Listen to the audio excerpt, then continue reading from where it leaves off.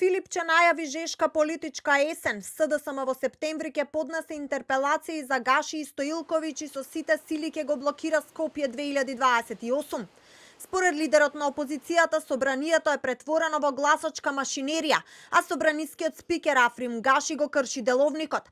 Порача дека премиерот Мицкоски вчера избегал од можноста за пратенички прашања и дека имало оркестриран настап од страна на подпредседателката Весна Бендевска со цел систем на нефункционалност и непочитување на собранието. Последната блокада ја видовме вчера, кога стана јасно дека е договорено сценарио непочитување на деловникот од подпредседателката на собранието Весна Бендевска, кога со паузи и одлагања му овозможи на Мицкоски да ги избегне одговорите на прашањата на пратениците. Ништо од СДСМ не се става на дневен ред, ниту пак се расправа. Не мора да се прифаќа, затоа ќе поднесеме интерпелација за председателот на собранието Африм Гаши.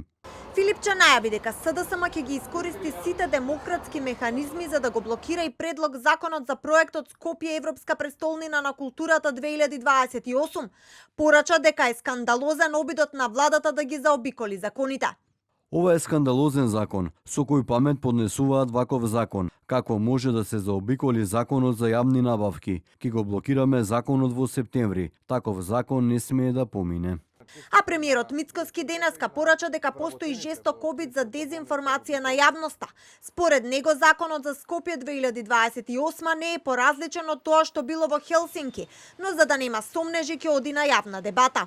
На моје инсистирање законот од парламентот беше повлечен, истиот ќе биде ставен на јавна дебата, истиот ќе се дебатира, малку ќе задоцниме за жал со некои од подготовките како влада, бидејќи веќе 10 години се доцни од претходната влада и од претходните градоначалници, но ќе се обидеме тоа темпо да го задржиме до крајот на годината и да влеземе во процес во кој што се ќе биде навремено испорачено, а Скопје ќе биде Европска престолнина на културата 2028.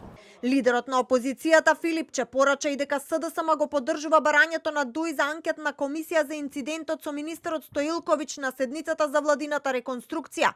Дополнително СДСМ ќе бара и негова интерпелација поради навреди и пцовсти упатени кон пратениците Битики и Страјчулевски за време на седницата, но и за време на паузата кога биле на рап на физичка пресметка.